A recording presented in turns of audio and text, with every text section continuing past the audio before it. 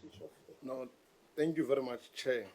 CFO, I saw when we were busy with critical things of students. I can tell you now, students do not have water in some parts of the campuses and are expected to attend school, classes. Two, I'm told, and I can tell you that 4% of increase on transportation of students is quite concerning because the majority of the students are the motive forces. They are benefiting from NSFAS. And I want to ask you a personal question. Are you corrupt? I'm not Chair. Okay, I want to ask you a question now. Can you provide an explanation regarding the allegations of receiving kickbacks from contractors, specifically in relation to payment stalling? Are you stalling payments? Chair, through you, we have never, to my knowledge, we have never installed any payments. In fact, we run a payment run every Thursday, and any invoices that are due on that day, they are paid. Our payment regime is such that we make payments on a weekly basis, and we have got no exception where the invoices are received. VC, are you aware of the allegations of corruption of the Chair of Council and the CFO? Can you press the mic, please, and come forward? I'm aware of the anonymous letter that mentioned that's topped of the allegations. What did you do about it as you entered? Well, that investigation is within the council. It is within the council is doing with it. And But you said to us that everything is fine. No, wait. You asked me what have I done. Ma'am, wait. I'm going to assist you. You said to us that everything is fine. You never raised this issue of allegations of corruptions when you're making presentations. Hence, I'm asking to you, what did you do immediately? The first thing you're supposed to do was to come and tell us about those allegations and what you're going to do with them. You said to us everything is fine, isn't it? When you presented, you said to us everything is fine. Am I lying? I did not say to you everything is fine. I said to you, whilst we may be having challenges and other issues, but there are good things that we are doing. That's what my presentation was about. When you come here in high-level parliament, you come and make reflections on key issues of allegations that affect the students and affects your university. Are you aware of that? You must reflect on them. Deputy Chair, you are the Deputy Chair of Council, ma'am. Yes. We are aware of your allegations of the Chairperson of Council, and what did you do about them? Yes, we are aware of the allegations that have been labeled through the CFO and the Chair of Council through anonymous letters that we have received, which were tabled in Council. We have appointed an investigator, and the investigation team is almost complete with their report. It's going to be tabled on the 10th, and thereafter we will then inform this committee in terms of the Council decision So on the report. During the investigation, what did you do to the Chair? Was the Chair proceeding with the work, or what was happening?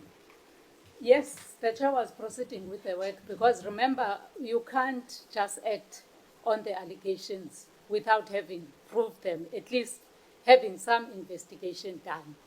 Because the anonymous person, you see the difficulty with the anonymous report is that the anonymous person doesn't come forward to actually give you more information of what is in the letter. Hence, we had to appoint an investigator then. So once then we receive the report of the investigator, that's when we are going to act. How will you prohibit that they don't interfere because they have been alleged they're interfering? What measures have you put in place? Come again, sorry. How will you make sure that they don't interfere in investigations? And what measures have you put in place to mitigate the fact that these are the allegations that are very serious, dealing with finances of the institution, team up with the CFO, and these are the issues that day and day they are stealing payments, and students don't have water, students don't have access to the university. And I can tell you today, even the library, there are no shelves. The library has been half painted and it's not yet complete. I wanted to understand, how are you making sure that these allegations are going to make sure that there's no interference in between the two CFO and the Chair of Council? The allegations, Honourable Member, are being done by an independent person. And on those allegations, currently, we are sure that the university is running properly until we get that report. Our hands are tied. Until we get that report, then we'll act. What mitigating factors do you ensure us that they will not interfere in the process of that, on top of the allegations? There are alleged of serious financial corruptions. There are alleged of meeting projects by contractors. And students don't have water. The library is not yet done for most 3 years, 4 years. I want to pose a question to the CFO. I want to get assurity that indeed as a council you are independent, because I can see there's a serious jolly relationship. And this is very wholly in between management and council. That's why you can't play your oversight role. No, that's not correct, Honorable Member. That's not correct. We do not interfere in the operations of management. We just had to interfere when there were delays in the projects. Hence, today, we have been able to fast-track the projects, and we are having 1,000 beds opened on the 13th of June. Okay. On top of that, why didn't you involve Labour in the appointment of the VC? Unfortunately, that one is guided by policies of the university. It has been communicated to management through the Secretary of Council, which is the registrar, that unfortunately the policies didn't allow. It's not that we cannot review the policies, but unfortunately we cannot do anything outside the policy, because again we'll come to this committee and be blamed. So there's a process that is now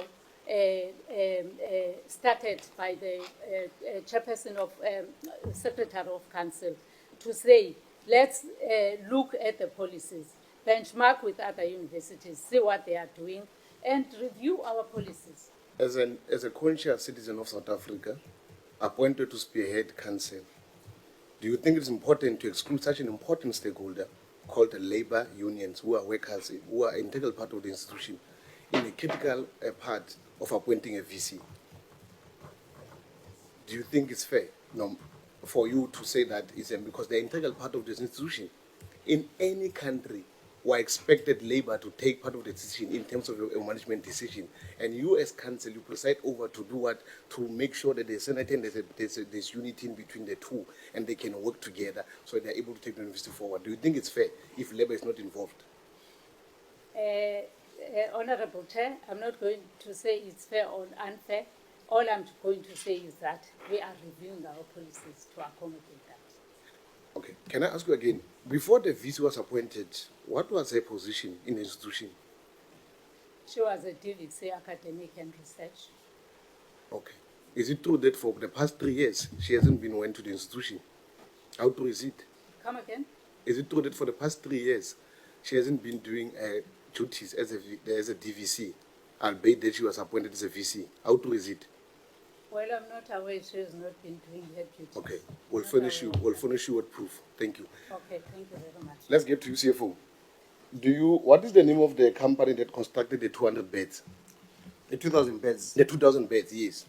They firstly appointed is called CCB. They went into financial difficulties. I just wanted to know the company. What was the view of the DBSA on the procurement process?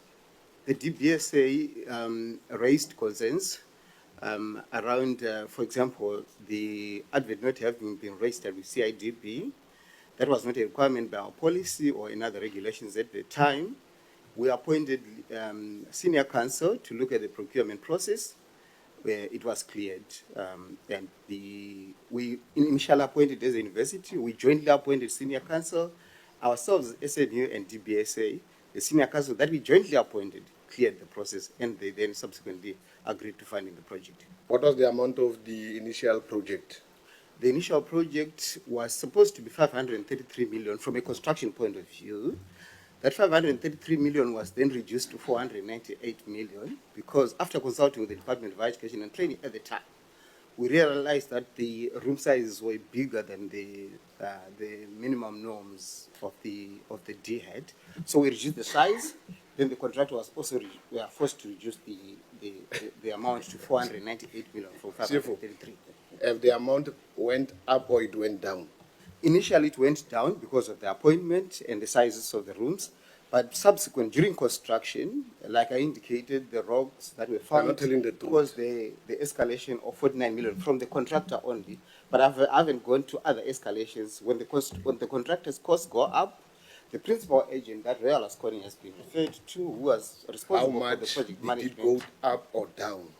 Your initial appointment was 600 million. It ballooned to 700 million. The Clear Choice Builders that was appointed, am I lying? No, that may not be accurate, through you, Chair. The initial appointment of Clear Choice was 533 million. We can provide evidence to that effect. Thank you. Their final appointment Can you was for provide evidence? 498 million. Can you provide evidence? My last question, Chair, before I go down. Can you tell me about Sunset Africa Coach Lines? What is the initial budget of that tender? And why, if you've got that amount, why are the students paying 4% increasingly, whereas they are from the poor background and their multi-forces? Thank you, Chair. It is an inaccurate assessment, Chair. I should indicate, I'm afraid. CCB, when they were the Sunset Africa, the bus provider, when they were appointed, the budget per annum is between 33 million and 40 million per annum. And in the last 2 years, their rates have not gone up. They have been kept stagnant. What is transpired through each year, which is the correct position, is that the university 2 years ago was subsidizing students to the tune, initially, in fact, 3 years ago was subsidizing the transport fees. I don't have time. And then we have you appointed them for catch 100 up. million? Have you appointed them for 100 million, yes or no? If you look at it over a 3-year period, Chairperson, I said the appointment was for 33 million. Cumulatively, it becomes yes, you must know you are the CFO. Is it 100 million? If the outer years over a period of 3 years. Yes, I agree. We got the first year and the outer, which is 3. Is it 100 million? I want you to confirm. That's correct, Chair. All right. The last one. Why are you excluding more students when you are chairing a committee, or that committee that you have formed? Because it is putting more pressure and stress to students. Thank you. Chairperson, factually, it's only 12 students that were excluded in our student data pools committee. Only 12 out of 154 that were considered. The reason for that is mainly they were academically not progressing, and some of them were foreign students who, by law, should not have debt owing to the university. Thank you, Chair. No. There was a question asked there which I just need clarity, Deputy Chair. You are saying what is the report that is coming on the 10th? What is that report? It's the investigation report, Chair, on the anonymous letters that were received by your office in July, just forgot the date, and in September. Who was doing the report? The investigators that were appointed. Yes. It's Sekati Incorporated. What? Sekati. Yeah. Okay. And what is the terms of reference there? Honorable Chair, yeah, it's quite a long document. You'll give it to us? Yeah. Okay. Can I? Honorable Fakha.